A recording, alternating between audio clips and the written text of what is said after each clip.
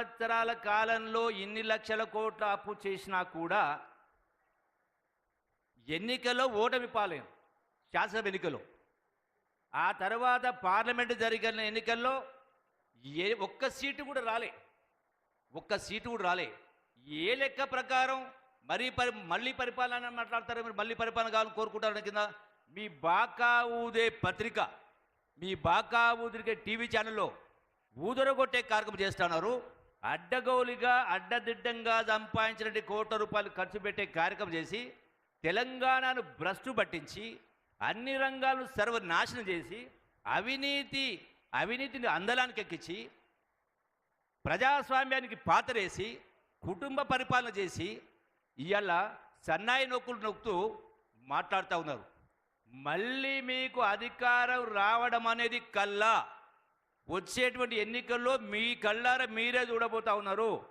ఈ రోజున నేను ఈ వేదిక ద్వారా మీరు సోషల్ మీడియా ద్వారా పత్రిక ద్వారా ఈడొకటి ఆడొకటి వాడొకటి వీడొకటి మాట్లాడడం కాదు. నేను ఈ వేదిక ద్వారా ఛాలెంజ్ చేస్తూ ఉన్నా. తెలంగాణ ఉద్యమం ఏంది, అమరవీరుల ఆకాంక్ష ఏంది, గడిచిన 10 సంవత్సరాలు మీరు పరిపాలన ఏంది, ఈ రెండింటిపైన డిబేటుకు టీవీ ఛానల్కి వస్తారా, విలేకరుల సమక్షం చర్చ పెడదామా? 100% నేను అడిగిన ప్రశ్నలకు సమాధానం చెప్పకపోతే రుజువు చేసి చూపిస్తా. పరిపాలన అంటే ఎట్లుండాలి? ఇలా గౌరవ ముఖ్యమంత్రి రేవంత్ రెడ్డి గారు పరిపాలనకు సంబంధించి కూడా పరిపాలనలో ఎన్నో సమూలమైన మార్పులు తేబోతా ఉన్నారు. పారదర్శకమైన పరిపాలన, ప్రజా పరిపాలన అంటే ఇట్లా ఉండాలి, కాంగ్రెస్ పరిపాలన ఉండాలన్నటువంటి విధంగా ముందుకు తీసుకుపోయే కార్యక్రమం చేస్తూ ఉన్నారు. మీ దమ్ము ధైర్యం ఉంటే మీరు చెప్పిన డేటుకు, మీరు చెప్పిన టైం కాడ, మీరు కోరుకున్న ఛానల్ కాడ సిద్ధంగా ఉన్నాం. ప్రజలకు తెలియాలి. ఎందుకంటే మీరు ఏది మాట్లాడితే అదే ప్రజలు నమ్ముతారు అన్నటువంటి ఒక మైకంలో ఉన్నారు. కాబట్టి కేవలం సంవత్సర కాలం అయింది, ఇన్ని రకాల విమర్శలు చేస్తూ ఉన్నారు. కాబట్టి 100% ఇలా మా పాలమూరు జిల్లా బిడ్డల అదృష్టం, పాలమూరు రూపురేఖలు మారబోతూ ఉన్నాయి. అన్ని రంగాల్లో కూడా మంచి భవిష్యత్తు ముందు ఉండి చెప్పని మీ అందరికీ సవినంగా విజ్ఞప్తి చేస్తూ సెలవు తీసుకుంటున్నారు. Thank you very much. Thank you sir. గౌరవ ఇన్ఛార్జ్ మంత్రివర్యులు దామోదర్ రాజనరసింహ గారి సందేశం.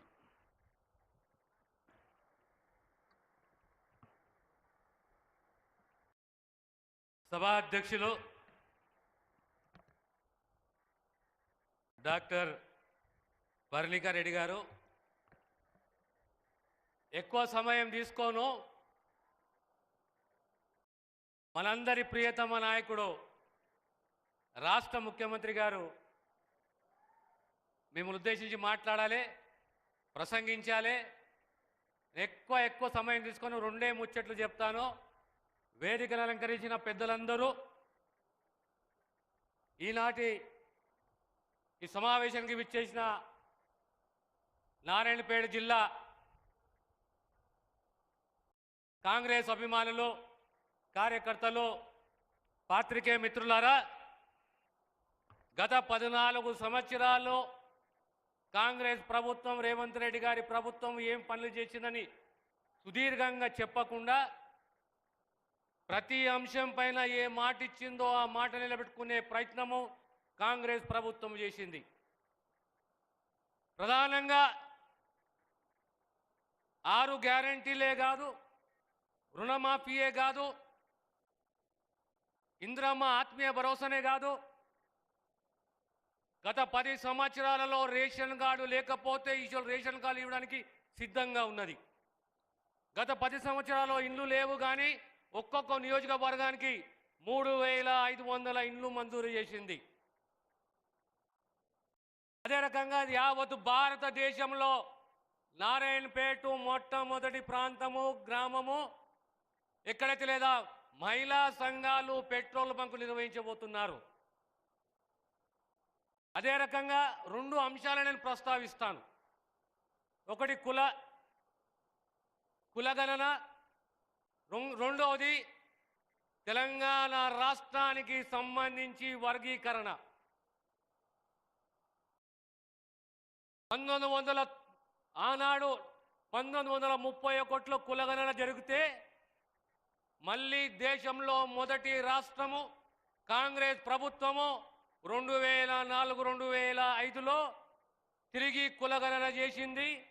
విజయవంతంగా కులగణన చేసి ఈ కులగణన అవసరమా అంటే సమాజంలో సమానత్వం పోవాలి, ప్రభుత్వం అందించే ఫలాలు అందరికీ అందాలి అంటే ఆ కులాల యొక్క ఆర్థిక సామాజిక రాజకీయ పరిస్థితులు ఏ రకంగా ఉన్నాయని చెప్పి అధ్యయనం చేయడానికి ఈ కులగణన ఎంతైనా అవసరమో.